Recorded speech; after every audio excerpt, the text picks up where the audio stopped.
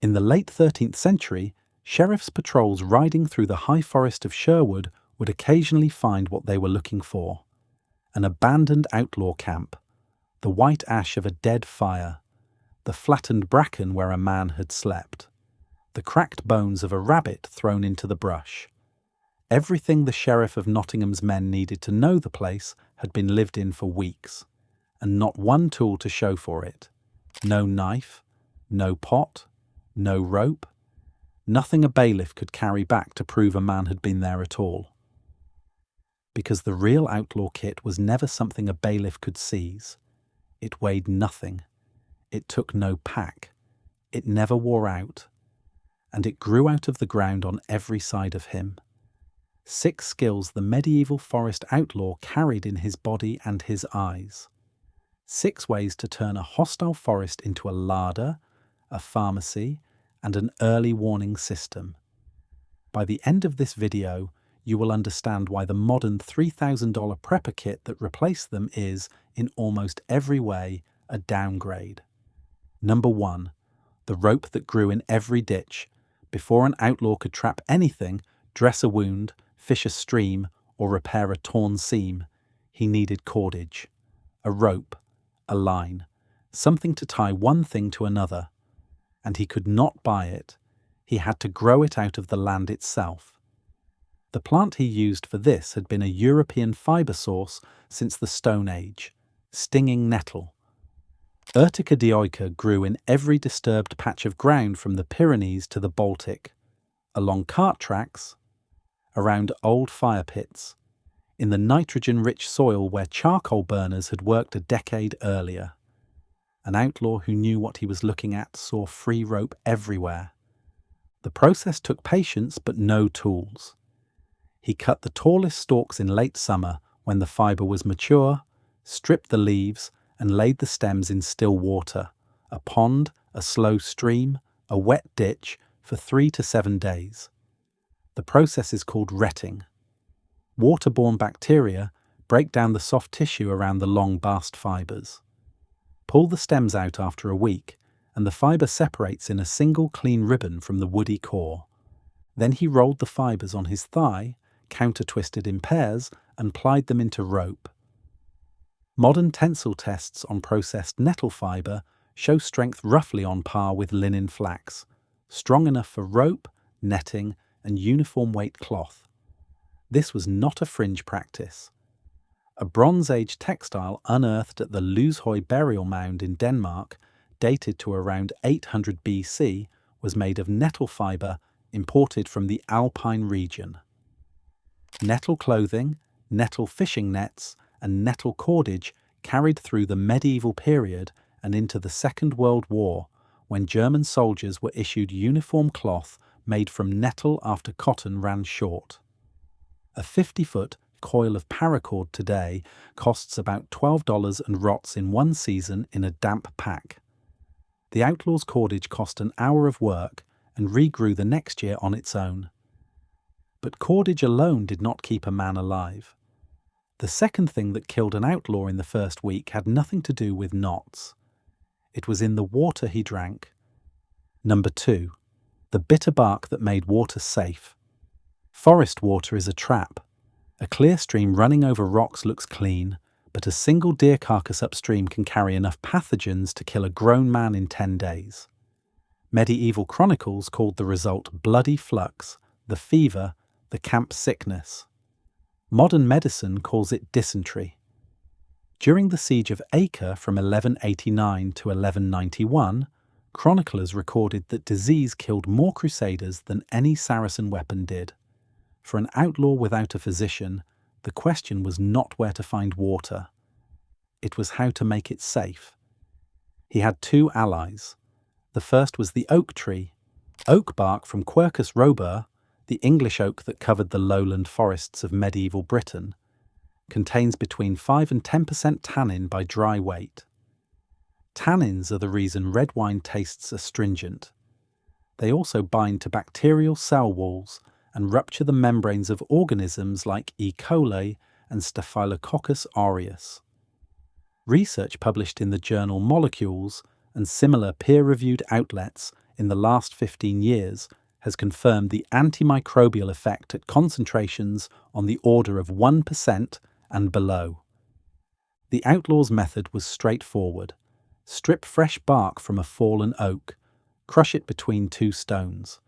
Drop the crushed bark into a pot of suspect water and let it steep for 2 to 3 hours. The water turned the colour of weak tea. It also turned hostile to every major gut pathogen a forest stream could carry. The second ally was charcoal. Any outlaw who built a fire pit already had it, the black porous remains of burned hardwood. He crushed the char, wrapped it in a linen rag or a folded piece of birch bark, and poured his oak-steeped water through it.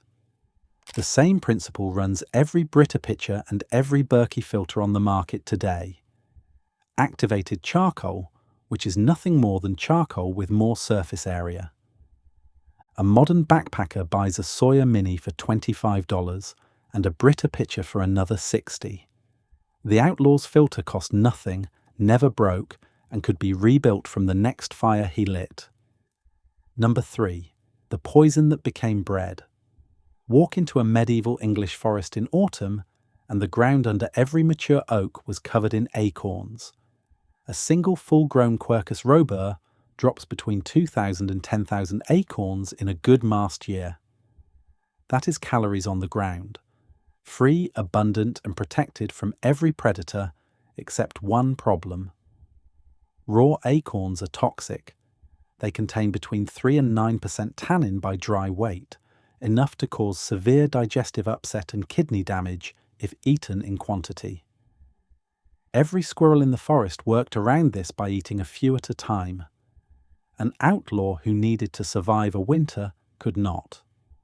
What he did instead was leach them, crack the acorns, place the kernels in a cloth or mesh bag, tie the bag to a rock in a running stream, and leave it for 3 to 7 days. Running water pulls the water-soluble tannins out, leaving the starch, protein, and fat behind. Cold leaching works slower than boiling, but preserves more of the calories. After a week of clean stream water passing through the bag, the kernels are sweet, mild, and ready to grind. Ground on a stone, the leached kernels produce a coarse flour that is roughly 50% starch, 6% protein, and 25% fat, close to the calorie density of modern oats. Baked on a hot stone or a buried ember, it made a dense, slightly nutty flatbread that kept for weeks. This was not a desperate last resort. Archaeological evidence of acorn processing in the Iberian Peninsula stretches back thousands of years into the Neolithic, and medieval estate records from Castile and Portugal list acorns as a registered food crop. In Korea, acorn jelly, dotorimuk, is still sold in supermarkets today. In the Extremadura region of Spain, acorn flour bread is still baked in village ovens. A modern prepper spends around $300 on a single bucket of freeze-dried meals, providing roughly 20,000 calories. A good mast year on a single mature English oak can drop several times that weight in calories, every autumn for free. But the outlaw still needed meat, and he could not afford to hunt with a bow. Number 4. The trap that worked while he slept. An outlaw who fired a longbow at a deer gave away his position to every patrol within a mile, 1.6 kilometers. The snap of a bowstring, the thud of the strike, a wounded animal crashing through the underbrush, all of it advertised exactly where he was. So the medieval outlaw did not hunt with a bow. He set traps, walked away, and came back in the morning. The workhorse of his trapline was the spring snare. Build it with a single strand of nettle cordage from item 1, a bent sapling about as thick as a thumb, and a notched trigger stick. Tie a running noose into the cord. Set the noose on a rabbit run at roughly 3 inches, 8 centimeters off the ground, the height of a rabbit's head when it hops. Bend the sapling down, hook the trigger to a notched peg driven into the ground, and tie the cord into place. When the rabbit pushes its head through the noose and pulls, The trigger releases, the sapling snaps upright, and the animal is lifted cleanly into the air and strangled within seconds. This was not a fringe skill. It was so widespread the English crown banned it. The Assize of the Forest, reissued under Henry II in 1184, prohibited unauthorised hunting engines and snares on royal land, and the Charter of the Forest of 1217 reopened common rights that earlier forest law had stripped away. 13th century forest court rolls from places like Rockingham and Sherwood still record men fined for running more than a dozen hare snares on a single wood edge. That is not a man with a hobby. That is a commercial trapper using the Crown's land as his supermarket. A trained outlaw could maintain 20 to 40 snares across a 3-mile, 5-kilometre territory and collect enough rabbit, hare and pheasant to feed a band of 6 men indefinitely. The system ran while he slept. A modern wire rabbit snare from a survival outfitter costs about $15 for a set of 3. The outlaw made his for nothing from cordage he already carried and a sapling he passed on the way to the line. But catching meat meant handling blades, digging into thorn hedges, and living in a forest crawling with bacteria. And no outlaw survived that without the next skill. Number 5. The pharmacy growing on 3 trees. Every outlaw took cuts. Every outlaw got infections. Every outlaw worked his body past the point modern office life will ever understand. And there was no surgeon in Sherwood. What he had instead was a 3-part medicine cabinet growing on trees he passed every hour of the day. The first was willow. The inner bark of the white willow, Salix alba, contains a compound called salicin. When you chew the bark, salicin converts in your stomach and liver into salicylic acid, the active molecule behind modern aspirin. Biochemists first synthesized a stable acetylated form of it in 1897, but medieval outlaws were already medicating with the plant version 800 years earlier. A clinical trial published in the American Journal of Medicine in 2000 compared willow bark extract against placebo for chronic lower back pain and found the extract measurably reduced pain in the treatment group. The outlaw, who chewed a thumb-length strip of willow bark every morning, was dosing the same molecule a modern pharmacy sells for $12 a bottle. The second was pine. The resin that seeps from a wounded pine tree, Pinus sylvestris, the Scots pine native to most of medieval Europe, contains a class of compounds called terpenes, including alpha-pinene. These are antiseptic. Clinical work by Siponen and colleagues at the University of Helsinki, published in the British Journal of Dermatology in 2013, found that Scots pine resin salve kills Staphylococcus aureus, including several antibiotic-resistant strains, and measurably speeds wound healing. The outlaw warmed the resin between his fingers, pressed it into a cut, and sealed the wound against infection in a way a medieval physician could not match with anything in his kit. The third was yarrow. Achillea millefolium. The Romans called it the soldier's herb. Medieval English called it bloodwort. Crush a handful of the feathery leaves and press them onto a bleeding wound, and the plant's alkaloids accelerate clotting within minutes. Yarrow was still being used in European folk medicine and field dressings well into the 20th century. A modern first aid kit runs about $60 and expires in 5 years. The outlaw's pharmacy grew on 3 separate species, covered every common forest injury from pain to infection to bleeding, and renewed itself every spring. Number 6. The alarm system that flew. Every medieval forest had its own security network, and it had been running continuously for thousands of years before the first outlaw ever set foot in it. It was the corvid family: jays, crows, magpies, ravens. The Eurasian jay, Garrulus glandarius, is so reliable that modern British ecologists still call it the sentinel of the oak wood. When anything moves through its territory on the ground, a fox, a deer, a man, the jay screams. The cry is harsh, loud, and carries for hundreds of yards, well over 100 meters, through dense cover. An outlaw who spent enough time under a forest canopy learned to read two things. The first was what the jays were screaming at. A fox produces one alarm pattern. A man on foot produces another. A horse with an armed rider produces a third, louder and longer, spreading through the canopy as one bird picks up from the next.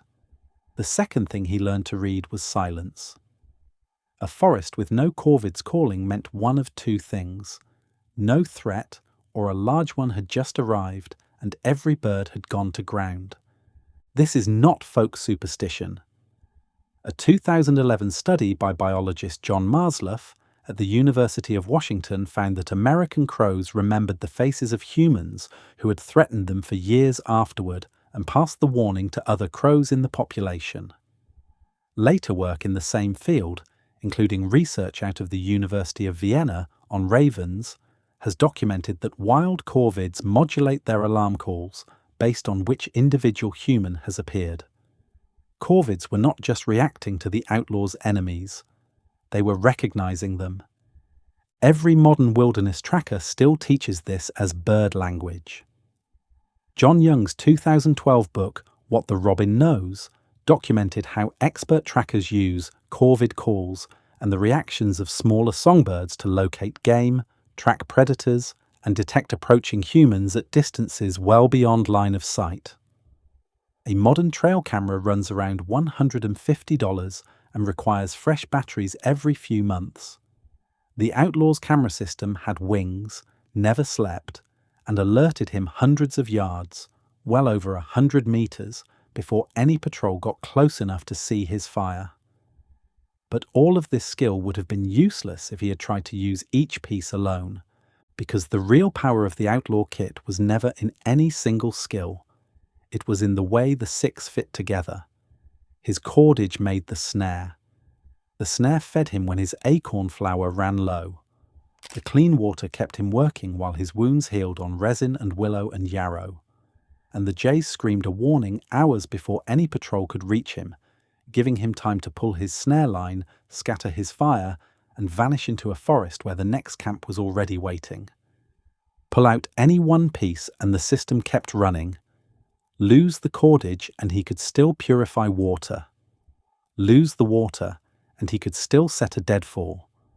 Lose every bird call and he could still cook, still heal, still eat. Each skill was a backup for the others. The failure of one did not collapse the whole. Now the question is yours. You can spend $3,000 at a prepper store and walk out carrying a pack of equipment engineered to fail slowly. Or you can learn what a medieval outlaw knew in his bones. If you want more of the forgotten skills that kept people alive when the world was actively trying to kill them, subscribe to this channel. Every week we are digging up what modern life has buried. Drop a comment below and tell me which of these 6 skills you are going to learn first. I read every single one. Until next time, stay unseen.